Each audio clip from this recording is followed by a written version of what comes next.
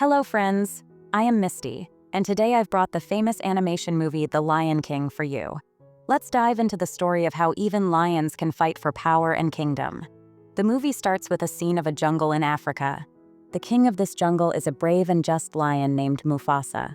Mufasa is very happy today because his first child has been born. The baby lion is named Simba. One morning, Mufasa takes Simba to the top of a hill.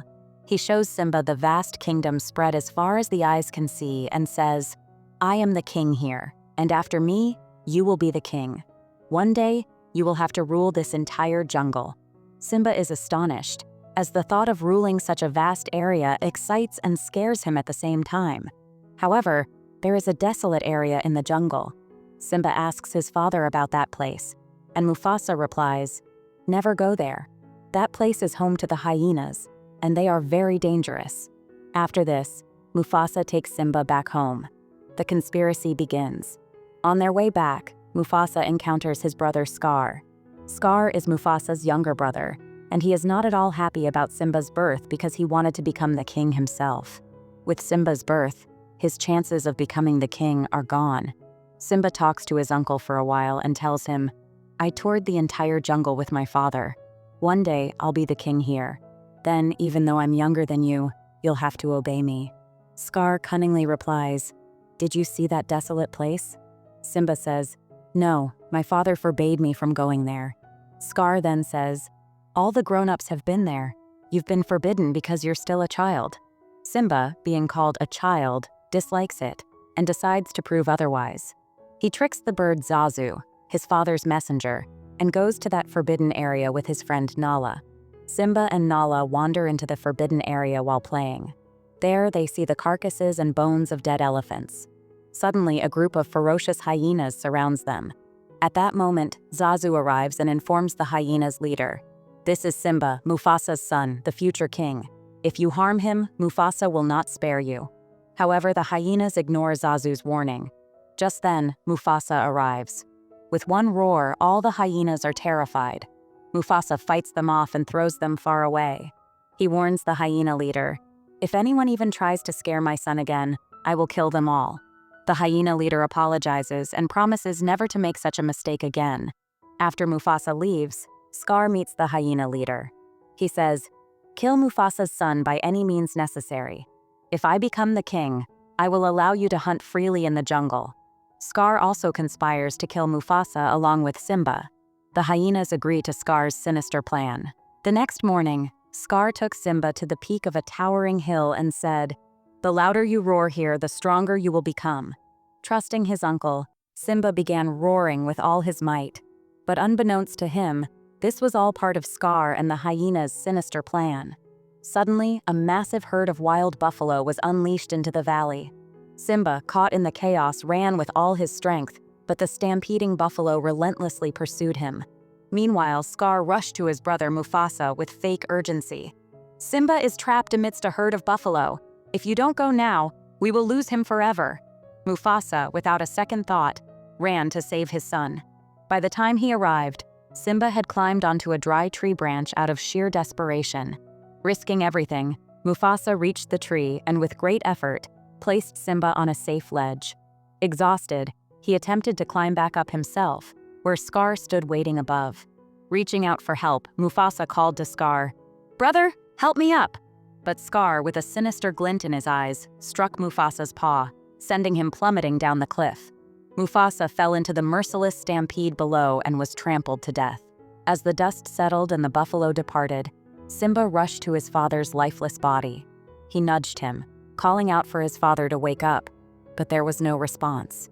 Feeling utterly alone, Simba curled up beside his father, heartbroken and vulnerable. Scar soon arrived, playing his cruel game. "It's your fault, Simba," he said coldly. "You killed your father. He gave his life to save you. What will you tell your mother? Everyone will think you eliminated your father to take the throne." Overwhelmed by guilt and fear, Simba stammered, "What should I do now?" Scar's voice was calm yet deceitful. "Run. Run far away and never return." Believing Scar's words, Simba fled. As he ran, Scar sent a pack of hyenas to chase him down, ensuring the young cub would not survive. Simba, running for his life, stumbled and fell down a steep slope, disappearing into a dense thicket. The hyenas, unable to find him, assumed he had perished. Returning to Scar, they lied. "We've taken care of Simba." Scar, now confident, returned to Pride Rock and declared, "Mufasa and Simba are both dead. From this day onward, I am your king." He forged an alliance with the banished hyenas, turning them into his soldiers, and ruled the kingdom with fear and oppression. Meanwhile, Simba wandered far and collapsed in a desert, dehydrated and exhausted. The next morning, vultures circled overhead, ready to feast, assuming he was dead. But two peculiar creatures arrived just in time. Charging forward, they scared off the vultures and saved Simba. When the cub awoke, the larger creature, Pumbaa, and his companion Timon introduced themselves. Seeing Simba's despair, they asked what was wrong. "There's no point in my life," Simba muttered. Moved by his sadness, the duo decided to take him under their care, not just to protect him, but also to use his presence to intimidate others. Through a lively song and their carefree philosophy, Pumbaa and Timon lifted Simba's spirits. They took him to their Lush Paradise, a beautiful haven where life seemed perfect. And for the first time in a long while, Simba felt at peace. But all the animals were terrified when they saw little Simba. Together they confronted Pumbaa and Timon, saying, "Why have you brought a lion here? This lion will eat us." Pumbaa and Timon reassured everyone, saying, "Nothing like that will happen." Over time, Simba grew up. Meanwhile, back in Simba's homeland, Scar was still ruling. The jungle was no longer safe like it was during Mufasa's time. Hyenas roamed freely, hunting at will and committing all kinds of injustices, with no one left to stop them. Simba's childhood friend Nala had also grown up. She told her mother, "We should leave this place." But Simba's mother replied, "This is our home. We're not going anywhere." Scar then summoned Simba's mother. He said, "Years ago, you rejected me and married my elder brother in front of me. Now it's time for you to accept me. I want to build a family with you." But Simba's mother outright rejected his proposal. Nala overheard this conversation and decided to leave that very night. As planned, Nala set out once everyone had fallen asleep. Her journey led her to the jungle where Simba was living. Simba was enjoying his life with Pumbaa and Timon. Though all the animals there feared Simba, he had never harmed anyone. Upon arriving, Nala attacked everyone in the jungle. Before she could hurt anyone, Simba intervened. They fought briefly until they realized they were childhood friends. Nala asked, "Why didn't you return to us even though you were alive all this time?" Simba replied, "No one needed me there." Nala stayed in the jungle with Simba for a while. Slowly, they began to grow fond of each other. One day, while playing, some of Simba's fur fell into a river. The flowing water carried the fur back to Simba's homeland, where a baboon, who had loved Simba dearly since his childhood, found it. Seeing the fur, the baboon realized that Simba was still alive. Meanwhile, Nala told Simba everything, how Scar was oppressing everyone in the jungle and mistreating Simba's mother. She said, "Your mother needs you now more than ever." Nala pleaded with Simba to return to their homeland, but Simba refused. Disheartened, Nala left alone. That night, while wandering alone, Simba encountered the baboon. Introducing himself, the baboon said, "I cared for you when you were a child." The baboon urged Simba, "You are the true king of the jungle. You must return." Still, Simba refused. Then the baboon said something astonishing. "Your father is still alive." The baboon took Simba to the edge of a river and said, "Look into the water. You will see your father." Sure enough, Simba saw his father's reflection in the water. At that moment, a fierce lightning storm lit up the sky. Simba heard his father's roar echoing in the air. Amid the lightning flashes, Mufasa's voice resounded. Mufasa said, "All this time I thought of you merely as my son. But you are more than that. You are a king. You must return to your kingdom and restore everything to how it once was." Encouraged by his father's words, Simba regained his confidence. Finally, he decided to return to his homeland.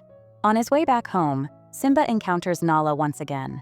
This time, they return to their jungle together.